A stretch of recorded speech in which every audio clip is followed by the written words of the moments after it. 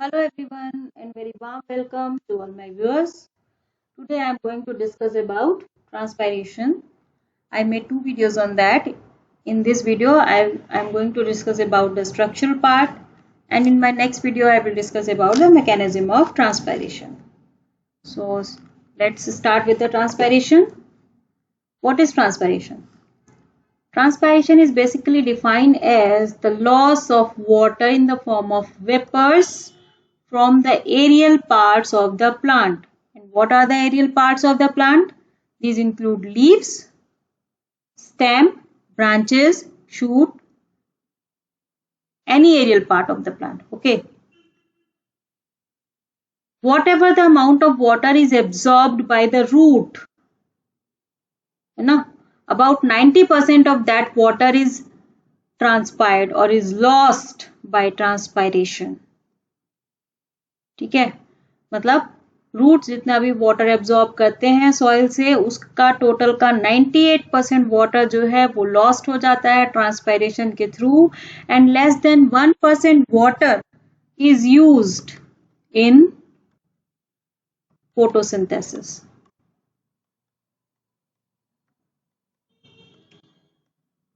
So you may ask that कि जब 98% water जो एब्जॉर्ब हो रहा है वो लॉस्ट हो जा रहा है, तो why the plant is wasting so much energy in absorbing the water and in transpiring it? So there are basically three reasons that why transpiration is necessary. It is necessary for the absorption of water and mineral,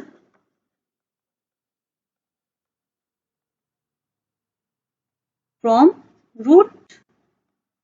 the wire root. We will write by roots. I have discussed it earlier in my videos in which I told you about the transportation, कि how the transpirational pull create a force in roots so that the root absorb water and minerals actively from the soil. Clear? If you have not watched, go and watch that video. Second is ascent of sap. What is sap here?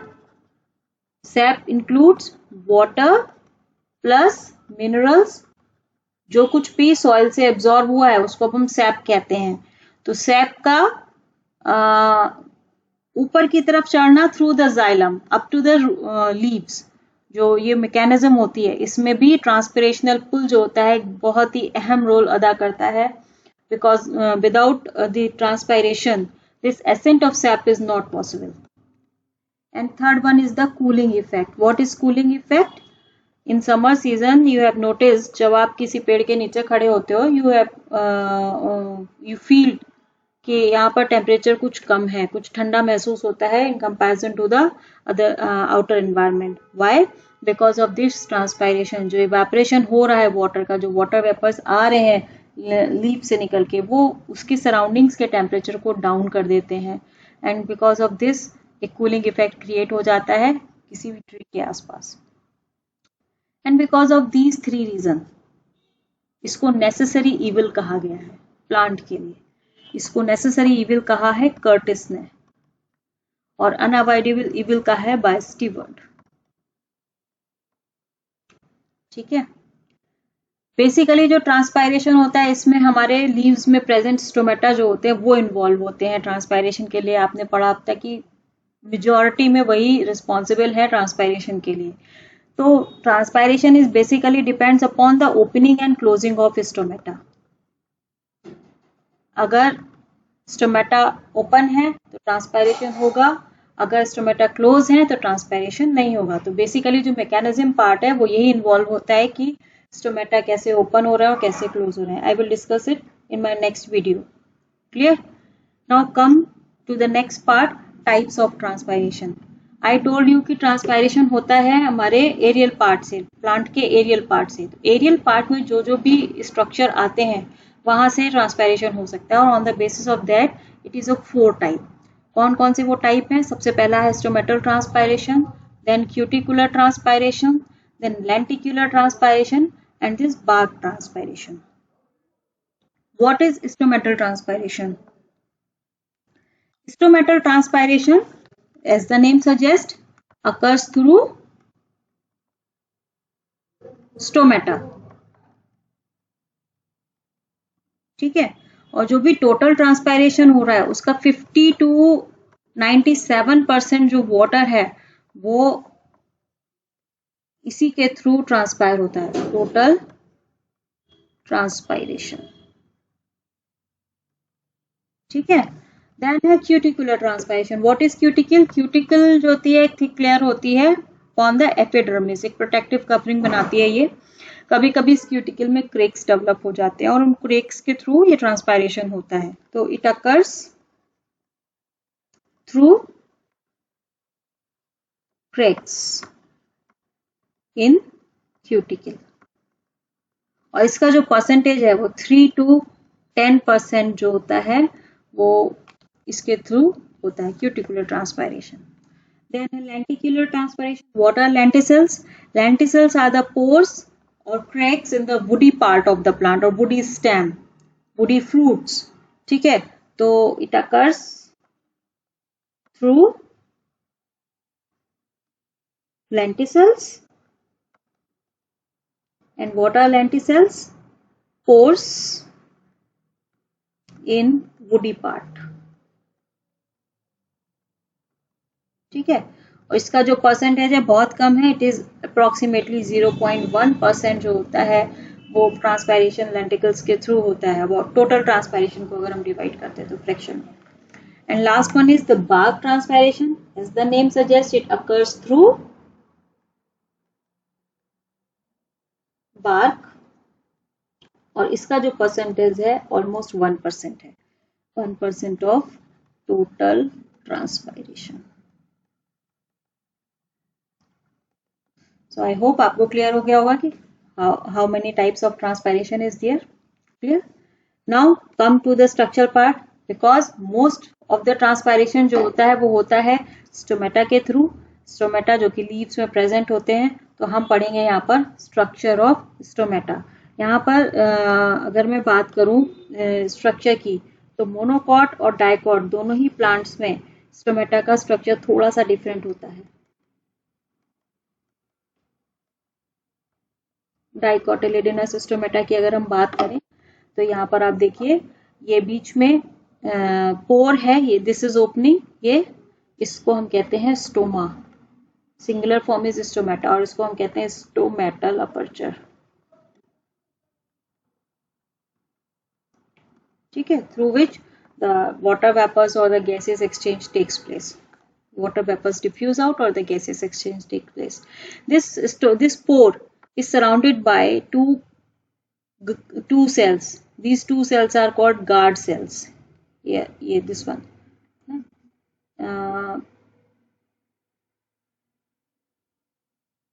ये है आपकी guard cells. Guard cells. Okay, guard cells जो कि होती हैं kidney shape. ये important है यहाँ पर कि गार्ड सेल्स जो है हमारी वो कैसी हैं, किडनी शेप है। मोनोकॉट में यहीं पर डिफरेंस आ जाएगा, वहां पर ये गार्ड सेल्स किडनी शेप नहीं होते हैं।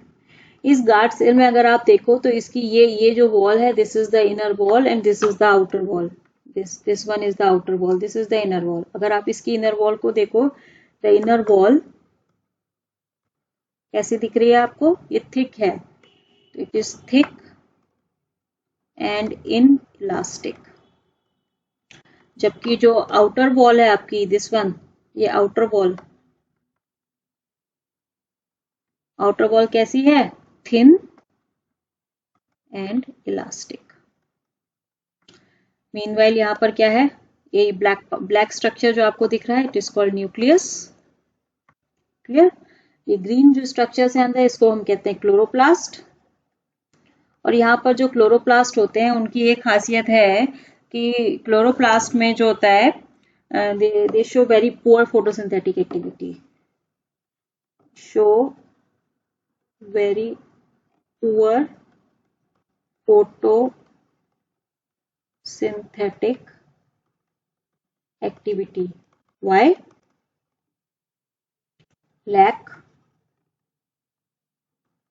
rubisco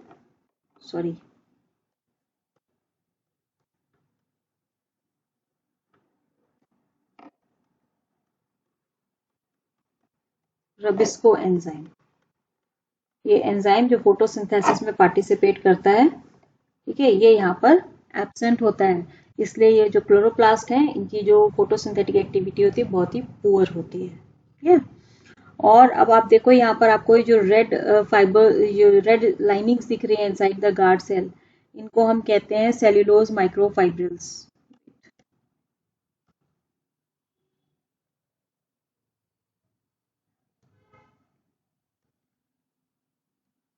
सेल्यूलोज माइक्रोफाइब्रिल्स, ये आप देखो इनका ओरिएंटेशन जो है गार्ड सेल के परपेंडिकुलर है, पैरेलल नहीं है, तो हम इनको लिखते हैं कि दे आर रेडियली अरेंज्ड। इनका ओरिएंटेशन जो होता है वो इम्पॉर्टेंट है, क्योंकि रेडियली अरेंज होने से क्या होता है, they make opening of stoma easier.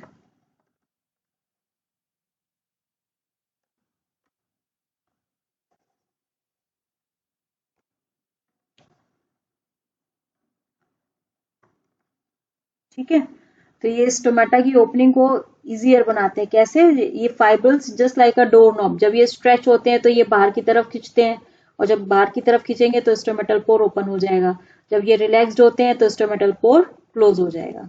ठीक है, लाइक अ डोर नॉब, ओपनिंग और क्लोजिंग में ये हेल्प करते हैं। और आपको दिख रहा है इसके, ये आपको लार्ज सेल्स दिख रही हैं गार्ड सेल के चारों तरफ, इनको हम कहते हैं सब्सिडरी सेल्स और एकेसरी सेल्स। एकेसरी और सब्सिडियरी सेल्स, इनका काम क्या होता है? They support the movement of guard cell, support the movement of guard cell. तो यहाँ पर मैंने आपको हर एक पार्ट का नाम और उसका फंक्शन क्लियर कर दिया। ठीक है, this is all about the structure of dicotyledonous stomata. Now if we talk about the monocotyledonous stomata, देखिए this is the structure of monocotyledonous stomata, और यहाँ पर आप देखो जो this is the stoma और aperture, यहाँ पर ये है गार्ड सेल्स। ठीक है, गार्ड सेल्स यहाँ पर कैसी हैं? these are डम्बल शेप, और ये एक बेसिक डिफरेंस है डाइकॉट और मोनोकॉट स्टोमेटा में, कि यहाँ पर जो गार्ड सेल्स है वो डम्बल शेप होती है, जबकि वहां पर कैसी थी? Kidney shape. ठीक है, again this is the nucleus, chloroplast. ठीक है, और ये जो आप देख रहे हो आप outer and inner wall, again ये सेल्यूलोज माइक्रोफाइब्रिल्स हैं जो अरेंज है यहाँ पर, है ना, दीज आर सेल्यूलोज माइक्रोफाइब्रिल्स ना, बट इसकी आउटर और इनर वॉल दोनों ही कैसी होती हैं? Outer and inner wall both are thick. ठीक है, तो ये एक बेसिक डिफरेंस आ गया आपका मोनोकॉट और डाइकॉट स्टोमेटा में। Now if we talk about the number of stomata on the leaf surface, तो अप्रोक्सीमेट ये वेरी करता है स्पीशीज टू स्पीशीज नंबर, और जनरली ये 1000 से 60,000 ये हो सकता है पर square centimetre, and contribute the total area, pore area is 1 to 2% of total leaf area. ठीक है, नाउ एक कुछ स्पेशल टाइप के स्टोमेटा मिलते हैं, नाम सुना हो आपने शायद, सनकिन स्टोमेटा। ये मिलते हैं हमारे जिम्नोस्पर्म्स में और जीरोफिटिक प्लांट्स में, वो प्लांट्स जहाँ पर डेजर्ट की सिचुएशन है, वाटर की अवेलेबिलिटी कम है, ग्राउंड वाटर नहीं है, रेन नहीं होती, तो ऐसी जगहों पर जो प्लांट्स मिलते हैं, यहाँ पर इनके लीव्स में जो स्टोमेटा, उनमें खासियत होती है कि these stomata are embedded in the leaf surface. यहाँ पर ये देखो, ये स्टोमेटा है और ये एपिडर्मिस है। तो एपिडर्मिस से अंदर की तरफ दबा हुआ है, ये एम्बेडेड है उसमें, और इसमें कुछ ये हेयर्स लाइक स्ट्रक्चर भी मिलते हैं जो प्रोटेक्ट करते हैं इसको। ये एक्सपोज नहीं होता सनलाइट में, जब एक्सपोज नहीं होगा तो वाटर का इवेपोरेशन भी कम होगा। तो the sunken stomatas are found in the gymnosperms and xerophytic plants. They are deeply embedded in leaves and not exposed to sunlight. और ये सारे फीचर्स इसके लिए एडेप्टेशन क्रिएट करते हैं। एडेप्टेशन किस सेंस में? एडेप्टेशन टू चेक और stop excessive transpiration in these plants, क्योंकि वाटर को सेव करना है, यहाँ पे स्कैर्सिटी है वाटर की। ठीक है, तो ये हो गया आपके sunken stomata. Now come to the classification part. अगर मैं स्टोमेटा के क्लासिफिकेशन की बात करूं तो उनको कई तरीके से क्लासिफाई किया गया है।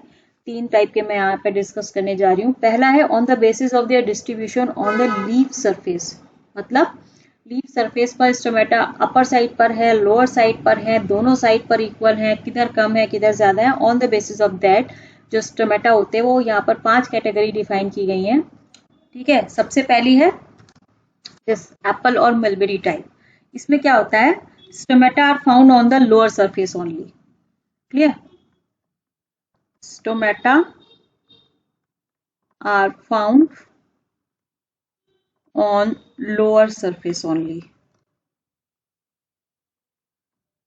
और जब सब लोअर सरफेस में मिल रहे हैं तो इस कंडीशन को हम कहते हैं hypostomatic condition. Hypo means below, beneath. ठीक है, और एग्जाम्पल की अगर मैं बात करूं, apple as the name suggest, और मलबेरी यू कैन राइट। ठीक है, now come to the second type, potato type. Potato type में क्या होता है, लोअर सरफेस पर स्टोमेटा ज्यादा होंगे, अपर सरफेस पर कम होंगे। मतलब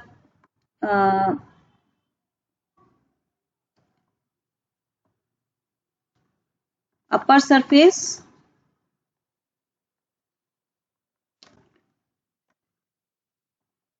less in number,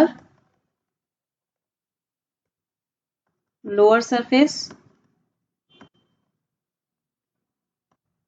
more in number। ये मैं बात कर रही हूँ स्टोमेटा की। क्लियर? एग्जाम्पल की अगर मैं बात करूं तो again potato is the example. ठीक है, now come to the third category, oat type. अगर मैं ओट टाइप की बात करूं तो यहाँ पर अपर और लोअर दोनों सरफेस पर इक्वल नंबर होगा।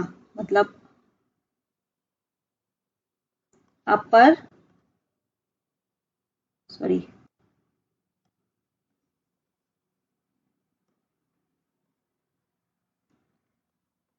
अपर surface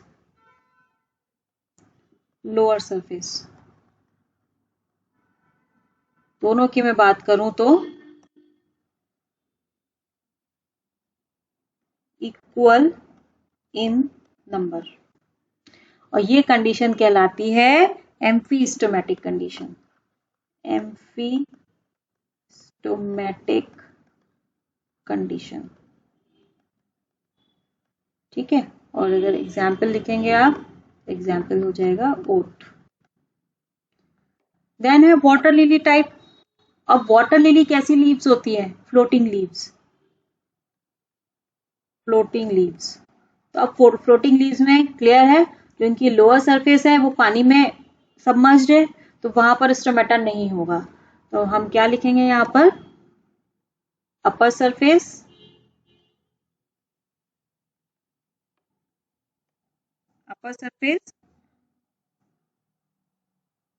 stomata present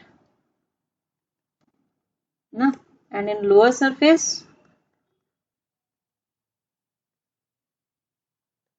stomata absent. Stomata absent. ठीक है, और इसका एग्जाम्पल आप लिखोगे यहाँ पर अगेन वाटर लिली।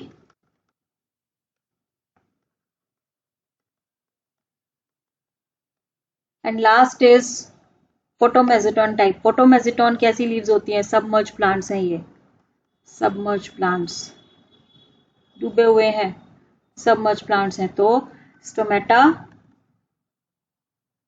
एब्सेंट और वेस्टिजियल। ठीक है।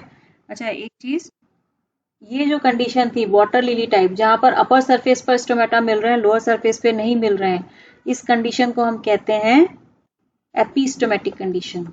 एपिस्टोमेटिक condition, epi means upper side.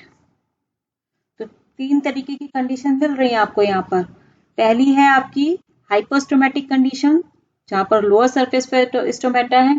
Then एम्फीस्टोमेटिक condition, जहां पर दोनों सरफेस पर इक्वल नंबर ऑफ स्टोमेटा है। एंड देन एपिस्टोमेटिक कंडीशन, जहां पर स्टोमेटा सिर्फ अपर सरफेस पे है, लोअर सरफेस पे एब्सेंट है। फोर्थ कंडीशन, जहां पर स्टोमेटा एब्सेंट है या वेस्टिजियल है, उसको हम कहते हैं एस्टोमेटिक कंडीशन। Astomatic condition. और अगेन यहाँ पर एग्जाम्पल है आपका फोटोमेजिटॉन।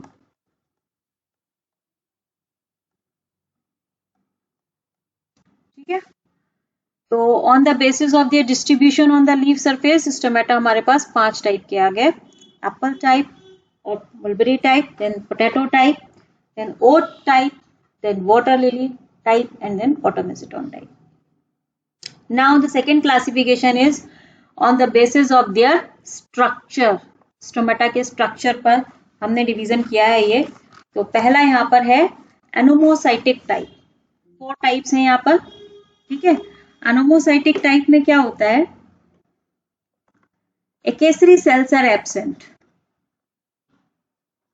एकेसरी cells absent.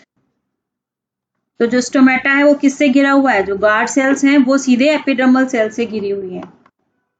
Guard cells surrounded bye epidermal cells. ठीक है। तो यहाँ पर आप एग्जाम्पल कोट करेंगे अगर, तो एग्जाम्पल हो गए आपके फैमिलीज हैं, जनरली फैमिलीज के नाम यहाँ पे नोट कर लीजिए आप। फैमिलीज कौन कौन सी हैं? रेनिनकुलेसी,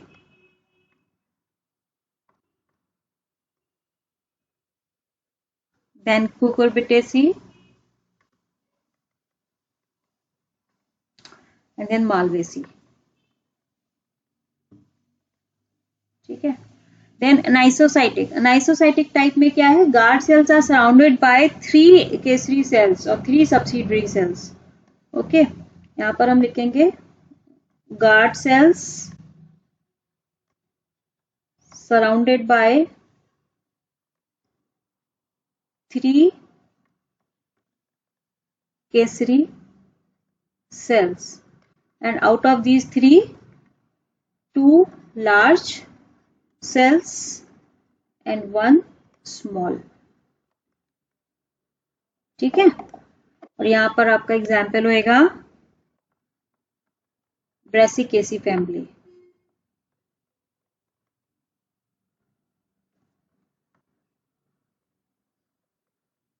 ब्रेसिकेसी फैमिली। ठीक है।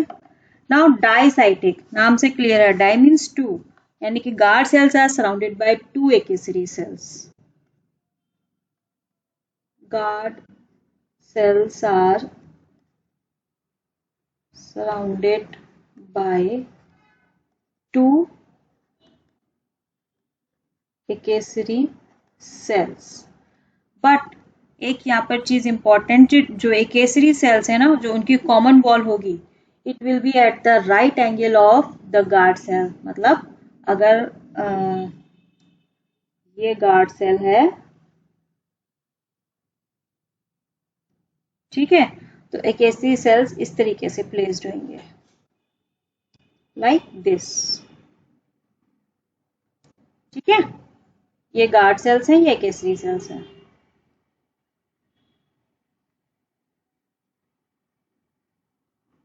क्लियर। तो यहां पर हम क्या लिख देंगे कि this common wall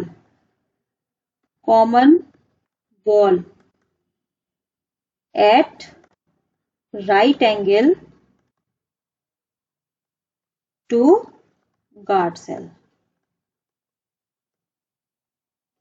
ठीक है, क्लियर। इसका एग्जाम्पल है कैरियोफिलेसी फैमिली।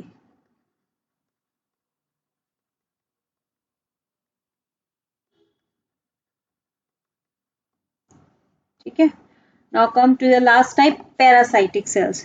अगेन यहाँ पर गार्ड सेल्स जो होते हैं वो सराउंडेड होते हैं दो एकेसरी सेल्स से। Guard cells surrounded by two accessory cells. But यहाँ पर जो पोजीशन है जो आपने यहाँ पढ़ी इससे जस्ट ऑपोजिट हो जाएगी। मतलब ये गार्ड सेल्स हैं,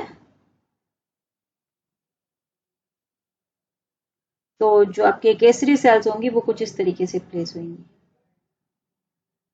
मतलब उनकी कॉमन वॉल जो होगी जस्ट पैरेलल टू द, ये आपके केसरी सेल्स हैं। तो यहाँ पर हम क्या लिखेंगे, ये कॉमन वॉल जो है, कॉमन वॉल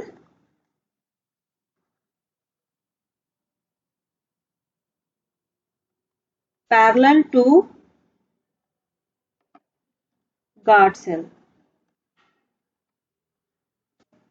ठीक है, और इसका एग्जाम्पल है फैबिएसी फैमिली।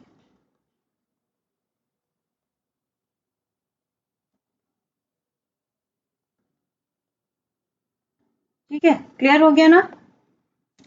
अनोमोसाइटिक में कोई एकेसरी सेल नहीं है, एकेसरी सेल एब्सेंट है, गार्ड सेल जो है सीधे एपिडर्मल सेल से सराउंडेड है। एनाइसोसाइटिक में गार्ड सेल्स हैं 3, out of these 3 2 are large cells and 1 is small cell. Now diacytic और पैरासाइटिक दोनों में ही जो गार्ड सेल्स हैं वो 2 एकेसरी सेल से घिरी हुई है। बट इन डाइसाइटिक जो गार्ड सेल्स हैं वो जो एकेसरी सेल्स हैं वो गार्ड सेल के 90 डिग्री पे अरेंज है, उनके राइट एंगल पे अरेंज है। और पैरासाइटिक में उसके पैरेलली अरेंज है जो उनकी कॉमन वॉल है। ठीक है, तो this is all about the classification of stomata on the basis of their structure. Now last one is the classification of stomata on the basis of their daily movement. अगर मैं उनके daily movement की बात करूं तो 4 type के आपके stomata होते हैं, जैसा कि यहाँ नाम आपको दिख रहा है। सबसे पहला है अल्फा अल्फा टाइप। अगर मूवमेंट की बात करूं मीन्स इसकी ओपनिंग और क्लोजिंग। ठीक है, तो अल्फा अल्फा टाइप में क्या होता है, stomata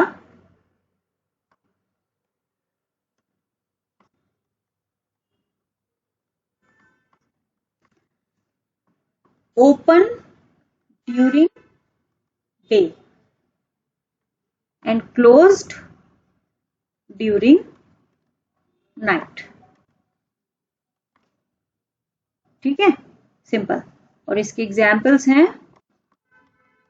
P, beans, radish, mustard, turnip etcetera. ठीक है, दूसरा है पोटैटो टाइप। पोटैटो टाइप में क्या हो रहा है, स्टोमेटा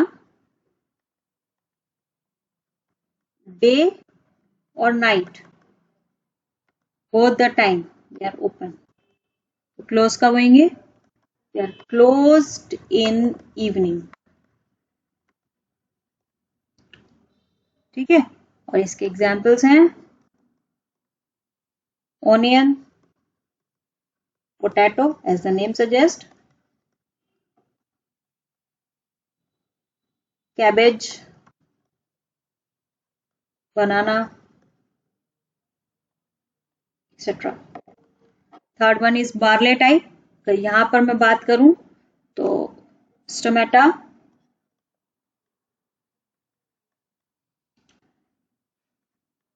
डे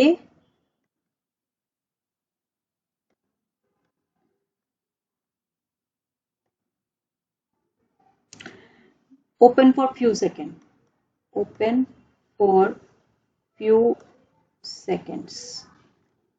ठीक है,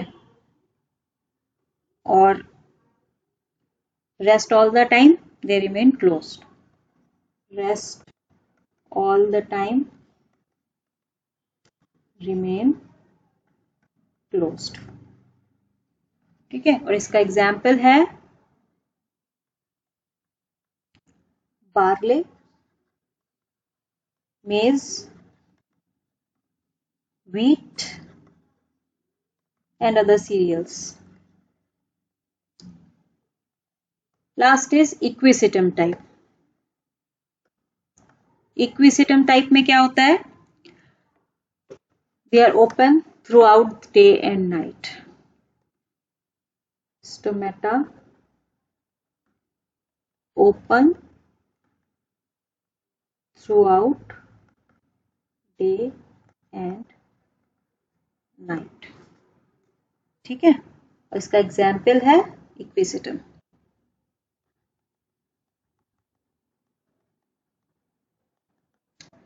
So this is the classification of stomata on the basis of their daily movement. I hope आप लोगों को clear हो गया होगा. So this is all done for today. If you have any query, you can write me in the comment section. In the next video, I will discuss about the mechanism of stomata, that how the stomata open or close. ठीक है? So it is done for today. मिलते हैं फिर next video में. Till then stay safe, stay healthy and keep studying. Goodbye.